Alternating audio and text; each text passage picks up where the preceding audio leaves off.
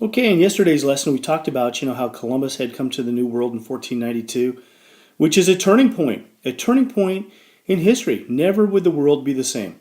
For the first time and since, we have knowledge of both the Old World and the New World.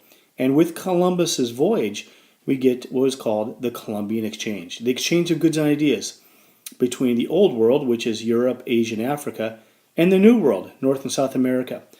And with that, Spain has made a huge gamble by sending Columbus to the west, but it has paid off huge because Spain builds an empire. Okay, now with this new empire, Spain needs to send people out there. So Spain sends conquistadors, conquerors, out to the New World, and they're allowed to establish Spanish colonies.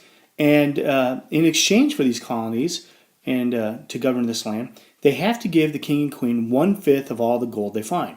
But they get to keep everything else. So a lot of these guys are like, hey man, let's do it.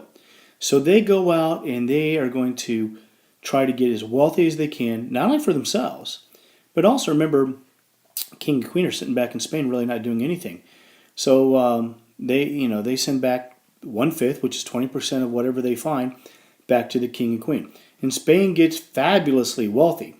But the conquistadors, remember, they are going to use pretty harsh, means to get the treasures of the New World. And these guys, there's not that many of them in comparison to the millions of natives that live in North and South America. But, they also have an advantage. So if you think about it, how did conquistadors defeat two Indian empires? Because these empires are huge. Well, the conquistadors, which means conquerors again in Spanish, they have better military equipment. They have steel armor. They have guns. There's no guns in North America, South America, Central America. And can you imagine, the natives surprised when they see these men, these light-colored skinned men with steel bodies, their arrows are bouncing off of them, and they point this magical stick at one of them, a big bang occurs, and the guy drops dead. They must have thought, oh my God, they're unbeatable, they're like gods. And now also, Native Americans had never seen horses before, right? And soldiers on horseback alarmed them. So if you're a conquistador, say you're 5'8", 5'9", because the guys weren't as big as they are now, but you're sitting on top of a horse, you might be close to 10 feet tall, right? This creature they'd never seen before is able to outrun them. This creature is powerful, and I'm sure it just scared them to death. And like I kind of alluded to before, many of the natives, especially the Aztecs, thought that the Spanish might be gods. In fact, what's really ironic is that Aztec ancient writings had predicted a white-skinned god from the east that would come to rule the Aztecs. And what are these guys? They're white-skinned. And they come from where? The east. Okay? And, they show up with these Spanish galleons, kind of like these big houses floating on the water. I'm sure that alarmed the natives quite a bit. But by far, the most powerful weapon that the Spanish have is one that they don't even know they have, and that is disease. Because most of these natives are going to die from chickenpox, smallpox, measles, and influenza. These diseases were unknown in North and South America, and the Spanish are carrying them with them. Now, remember, Spain has just gotten through the Black Plague, all the diseases that have riddled Europe, and the people that have survived, these Spanish conquistadors, have built up immunities in their body to these diseases. Well, these natives have no immunities, and it kills them by the millions.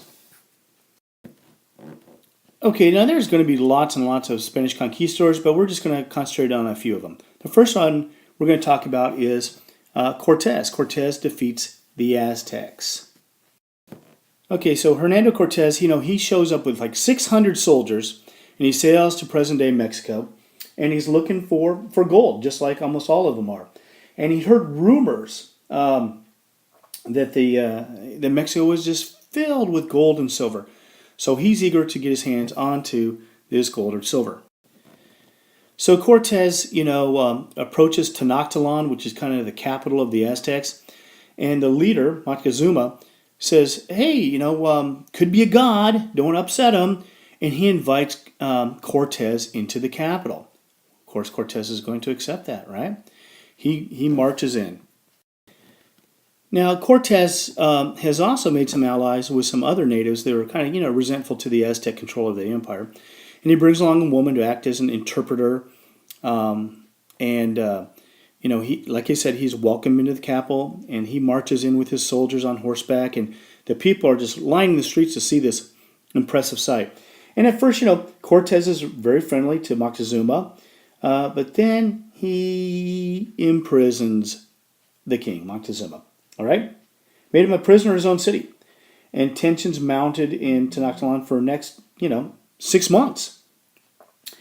Finally, the Aztecs are like, hey, I don't think this guy's a god. I think he's just kind of some sort of, trespasser, some guy who's just trying to steal stuff. So they kind of rise up against the conquistadors, and they're able to drive the Spanish out. But that victory is going to be very short-lived, because now, remember those natives I talked about who were kind of upset with the Aztecs? He is able to rally them, and Cortez recaptures the city. And at the end, the Spanish end up killing Moctezuma and destroying Tenochtitlan. And the Aztec Empire has fallen. One final thing I'll say about Cortez too. This can give you kind of an insight into Cortez. They ask Cortez. They go, what's going on? Why are you being this way? And Cortez says, I have a disease. And they go, yeah, well, what is it? Maybe we can help you cure. Disease.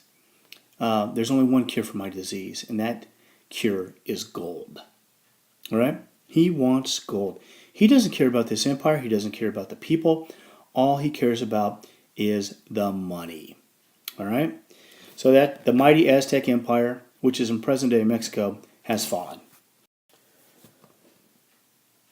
Okay, the second great empire is the Incas. The Incas kind of are along the coast of South America, and the person that conquers them is a guy named Pizarro, Francisco Pizarro. All right? Now, Pizarro sails down the Pacific coast. You remember, they've already, found the Pacific Ocean, and now they're heading along the west coast of South America, and they come across the Inca Empire. Now, he has less than 200 dudes with him, 200 guys, all right? But in 1532, he captures the Incan emperor, Atahualpa, I think that's how you pronounce it, and then they execute him. Wow.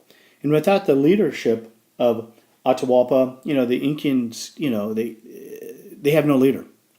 And it collapses. And with that less than 200 men, the Incas are conquered. And so by 1535, so in less than 3 years, Pizarro has controlled much of the Inca Empire that lays along the west coast of South America. Okay, so Spain has conquered, the two most powerful empires, the Aztecs and the Incas, and now they're going to start expanding because there's so much more land to explore, right? So they start to explore, further and further. They start to explore, the southern part of North America, Florida, present-day Alabama, Louisiana, Texas, and even into California, all looking for gold and riches. So one of the guys we have to really talk about is a guy named Ponce de Leon, and he is looking for the fabled Fountain of Youth. And he goes to a place called Florida, the land of flowers, Flora, right? By the way, it is pretty silly that some of the things that these Spanish conquistadors believed, 7 cities gold, Fountain of Youth, streets paved with gold. But, they're like, hey, we didn't even know this continent was here, so who knows? Maybe it does exist. So Ponce de Leon, he's looking for the Fountain of Youth. He's been told by the natives that, if you drink from the Fountain of Youth, you will never die. All right? So, of course, he searches all over Florida looking for the Fountain of Youth. And, as you might guess, he never finds it because it didn't exist. All right? But, remember, everywhere these guys are going, they're planting the flag of Spain. So Spain's empire continues to expand. All right, so now we need to talk about De Soto. All right, Hernando de Soto, he's going to explore part of Florida and the Mississippi River, again, looking for gold. Now, unfortunately, De Soto dies, and he's buried somewhere along the banks of the Mississippi River. The one thing I'm going to say about this, though, is these guys are also carrying around with them this powerful, portable food source. And this food source is pigs. Yeah, pigs. Right? They stuff a pig in their, maybe tie up his feet, throw him in the canoe, tie him in the boat. And, they kind of have this way to have food. Now, a lot of these pigs are going to escape. And that's why you see so many pigs that begin to really explode. Population explodes. Pigs repopulate and reproduce very, very fast along the southeast part of the United States. All right. So the Spanish are taking these pigs with them everywhere they go as food sources. All right. So De Soto, of course, he dies. He doesn't find all this gold that he's looking for, but he does explore Florida and the Mississippi River. Again, it's further expanding the boundaries of the Spanish Empire. Finally, we need to talk about Coronado, Francisco Coronado. Now, he has heard these rumors about the 7 cities of gold, the Cibola, right? So in 1540, he leads an expedition in the southwestern, part of the United States, present day, like Arizona, New Mexico, places like that. There's theories that it might be like Mesa Verde. If you guys have ever seen pictures of Mesa Verde, and I'll show you pictures in class. From a distance, it does kind of look like gold in a certain light, right? So these natives are like, hey, don't kill me, because I'm sure Coronado's like, hey, give me your gold. He goes, I don't have any gold. Give me your gold or I'll kill you. He's like, well, don't kill me, but if you let me live, I'll tell you about 7 cities of gold that you'll find. It's made out of pure gold. So Coronado probably believes him. Of course, I'm just speculating here. They go and search all over looking for the 7 cities of gold. So he sets out, some of his band actually reaches the Grand Canyon. But of course, all the villages he finds are made out of mud and stone, brick, adobe, and he finds no gold. And then they start to run into problems. The Spanish begin to encounter hostile native tribes. These tribes are able to kind of force them back. And so Spain begins to kind of pull away from this exploration of the north to really concentrate on, establishing order in the empires in Central and South America. Okay, so, at first, the conquistadors are able to control the Spanish colonies, on their own. The king says, hey, you conquistadors, you go out there and you rule these colonies. Well, the conquistadors, much like Columbus, turn out to be really crummy leaders. Great soldiers, vicious, but they're not very good at ruling the empire. So the king kind of takes away their authority, and he sets up this new system, and they call this the Law of the Indies, and he divides his new territories into 2 parts. So up here, you have the Viceroyalty of New Spain, okay? And then down here is the Viceroyalty of Peru, all right? So there you go. You'll notice also that, here's where, Columbus initially landed out here in the Caribbean, all right? And then Florida, Ponce de Leon and De Soto. Here's Coronado over here, exploring this area.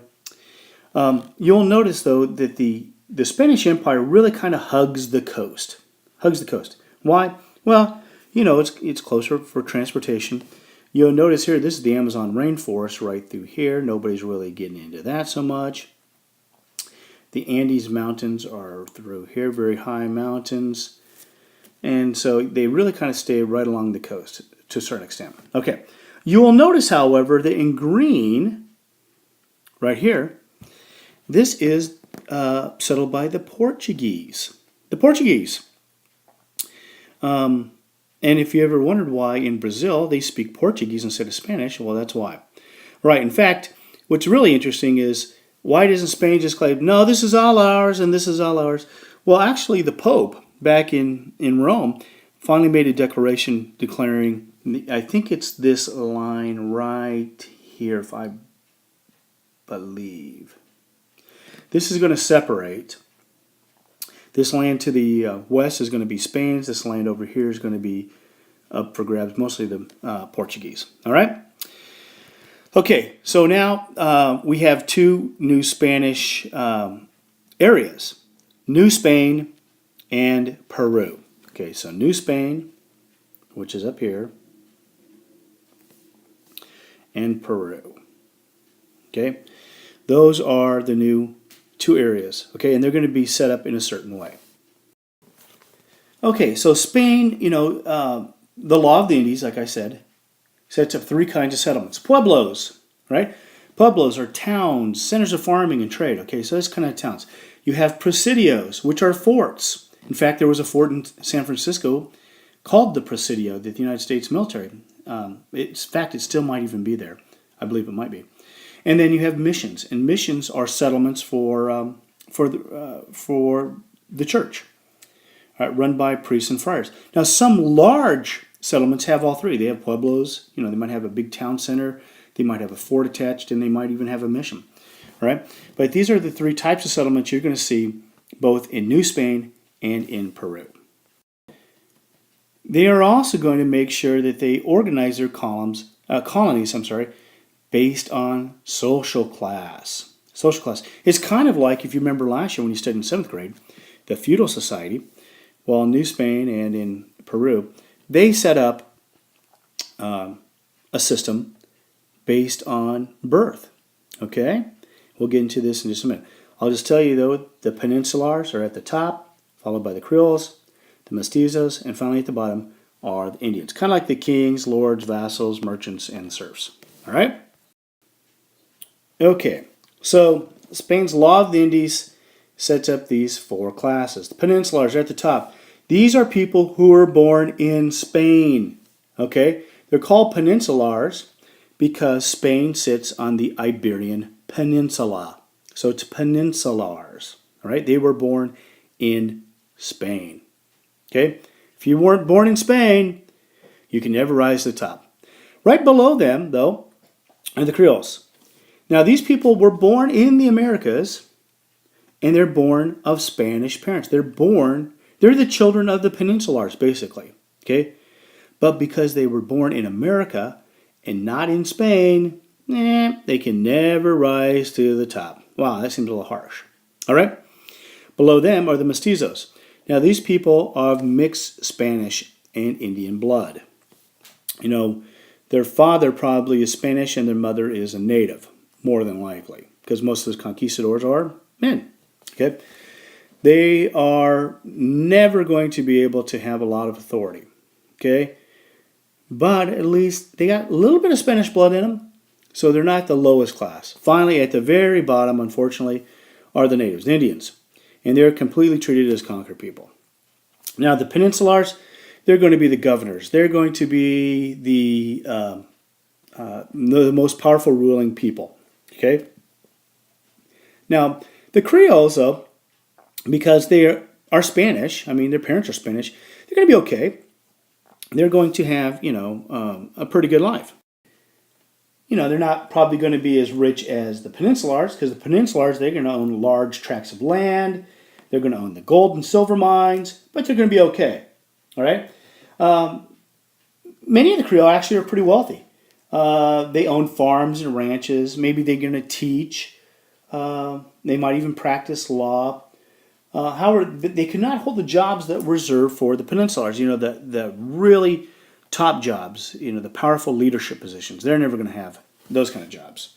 Now, again, below them, the Mestizos, they're going to be more of the workers. They're going to work on farms. They might be carpenters or shoemakers or blacksmiths or kind of the tradespeople. And then finally, at the bottom, you have the natives. And man, they're pretty much treated as just workers. Almost like slaves. All right? They're going to be kept in poverty. Now, they're not going to have much. And they're going to be in this way for hundreds and hundreds of years. So there you go. Those are the four classes. Peninsulars, people born in Spain because they were born on the Iberian Peninsula. The Creoles, which are, Spanish, but they were born in America. Mestizos are people of mixed blood, Spanish and Indian, and finally at the bottom are the natives themselves, who are always going to live in poverty. All right. Now, as you might well imagine, the majority of the people in the Americas are natives, right? There's not that many Spanish there. So Spanish really need a lot of workers. They need people to work in the gold and silver mines. They need people to work on the ranches and farms. And what are they going to do? Well, they're going to make the Indians do it. So the Spanish settlers are given kind of this land grant called encomiendas. Like I said, it's kind of a land grant. And they could demand labor or taxes from the natives that live on that land.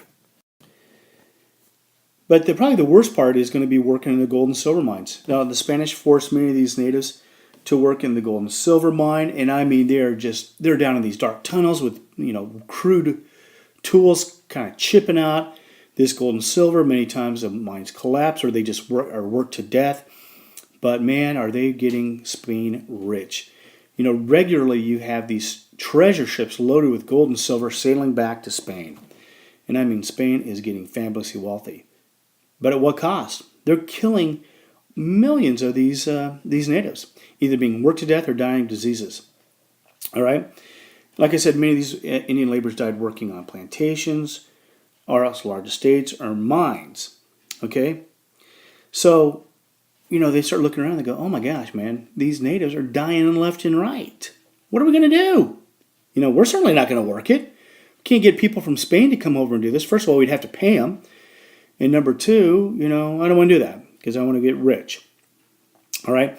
And they start looking around. They go, we have to come up with another solution because these natives are dropping like flies. They don't really realize why they're dying, though. They're dying of disease and hard work. Okay?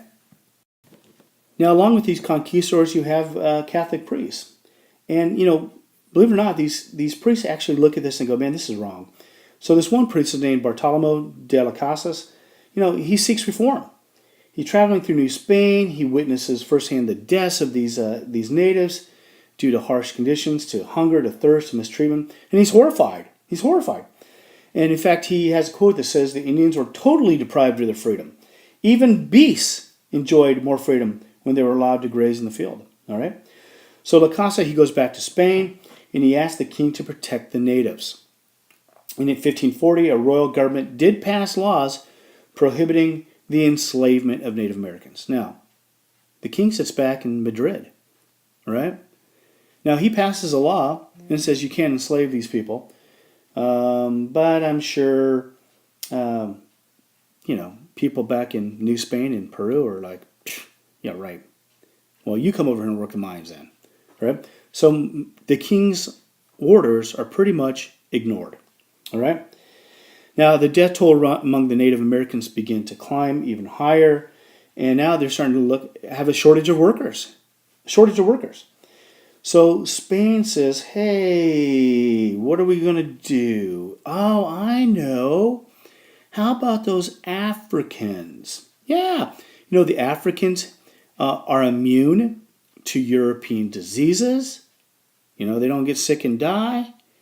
They claim that they're used to hard work. Let's bring them over. So Spain replaced the Indian laborers with enslaved Africans, and unfortunately, guys, the Atlantic slave trade begins. By the way, I should tell you that guess who came up with this idea? That same priest, Bartolomé de las Casas.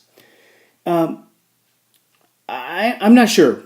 I don't know if it's a racist deal or if he thinks it's a. I don't know what he's thinking. But he's the guy that says, hey, let's bring in the Africans. He argues the Africans would not catch, again, those European diseases. He also claimed the Africans would suffer less because they were used to doing hard farm work in their own homelands. But by the time De las Casas dies, he has seen his error. And he come to regret his suggestion to use Africans. Because guess what? They're going to treat these Africans just like they did the natives. They're going to be beaten and worked to death. But by that time, guys, it's too late, man. Slavery has been established in the Spanish colonies, and it has become a major source of the Spanish economy. So it's not turning back. So This guy, he starts off doing a good thing, trying to protect the natives, and then instead of, just saying slavery is wrong altogether, he substitutes these natives with Africans. And unfortunately, the consequences are going to be tragic for several hundred years. One final thought I'm going to say about this. The Africans, are brought over. In fact, they claim about 10 million were actually brought to the New World. Interesting fact, though, the majority of Africans did not come to North America. We always think, they come to, the United States, but they don't. Actually, they go to the Caribbean and to South America. Have you ever wondered why, like Jamaica, Haiti, Dominican Republic, Cuba, those places have so many Africans? It's because of the slave trade. They brought so many of those Africans to these areas, mostly to work the sugarcane plantations. Sugar is a very, very valuable crop. It grows fantastic in Central and South America, in the Caribbean especially, on these islands. And they bring these Africans over. They work throughout the night, just day and night, working these sugar plantations, and they ship this back to Europe or Spain again. Makes a huge amount of money on sugar. Okay, and again, more than 10 million come to the Americas between the 1500s and 1800s. The vast majority of the Africans come from West Africa, not like East Africa or South Africa or the Sahara, mostly from the countries in the West Africa, because that's where the ships are coming from, West Africa. Again, most of these slaves are going to be sent to Brazil and to the Caribbean. But again, about 500,000 are going to eventually arrive in British North America. We're going to get into that later, all right? But you will see that most of these natives have died. They've replaced these poor natives with even poorer African Americans. All right? And that's where we're going to leave you today. Spanish Empire.